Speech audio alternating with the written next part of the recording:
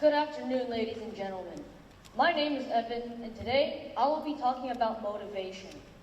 How many times in your life have you looked at a challenge and thought, that's impossible?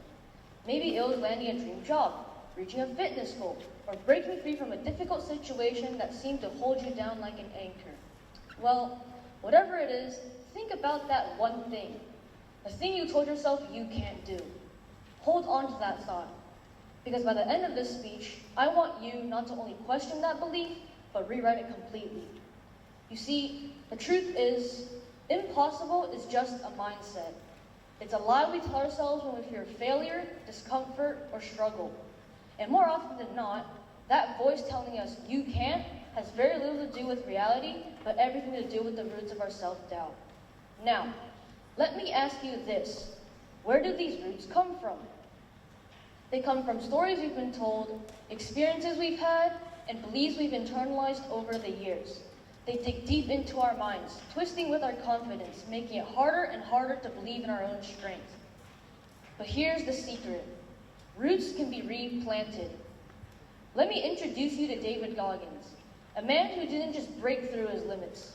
He shattered them. He went from being overweight, stuck in a menial job, and battled depression to becoming a Navy SEAL, ultra-endurance athlete, and one of the toughest human beings alive. He once said, "The only way to deal with all this stuff is to callous your mind." Now, you might ask, what does this mean?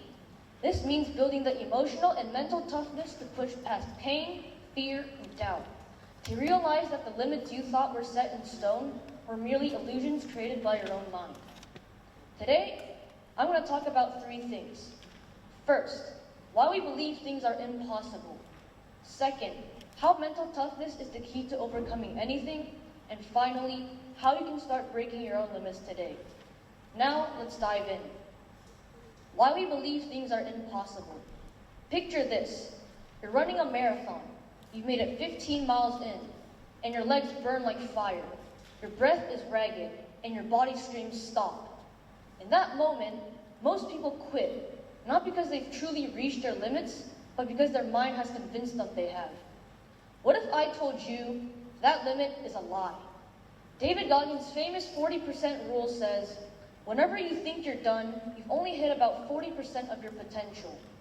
Your brain is lying to you. It's trying to protect you from discomfort, but in doing so, it's also keeping you weak. This applies to every area in life. How many times have you given up on something not because it was too hard, but because you believed it was impossible? Maybe you started a business, but quit after one failure. Maybe you wanted to get in shape, but gave up after you didn't see progress. Most people never push beyond their perceived limits because they've allowed these beliefs to become deeply rooted in their identity. But here's the truth. The belief in impossible is what holds us back, not the actual impossibility of the task, but the way we interpret it. The roots of our limitations seem sturdy, but they can be pulled out. Now, how mental toughness can overcome anything.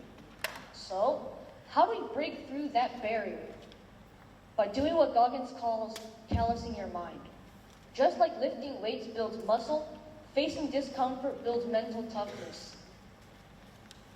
The more you push past the hard stuff, less it will hurt over time.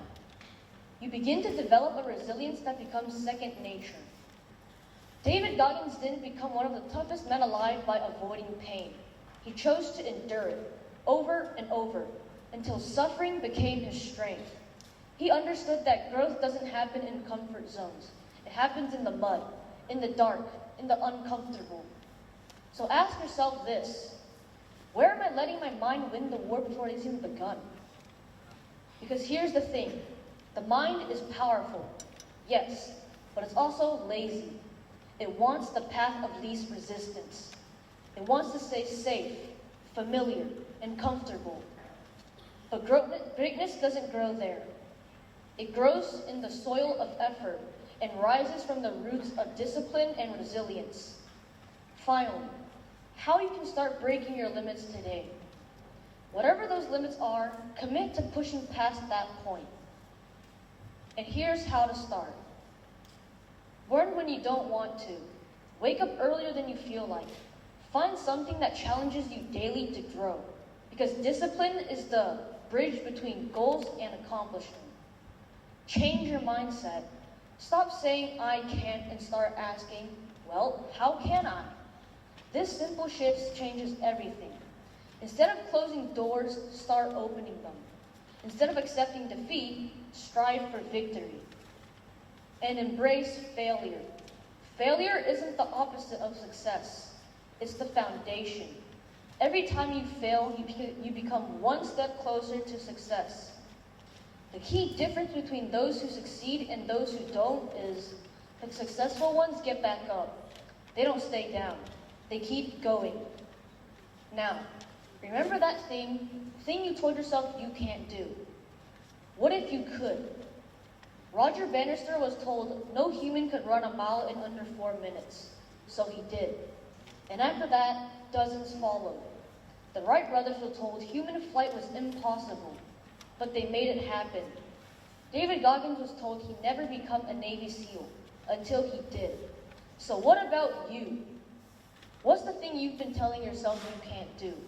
It's time to prove yourself wrong. Push past the pain. Callous your mind. And remember, when you think you're done, you're only at 40%. The impossible isn't real. It's just an illusion that's tricking your mind. So I leave you with this. Go out there and make it happen. Pull those roots out. Rewire your brain. And remember, the impossible is only impossible until someone does it. Thank you.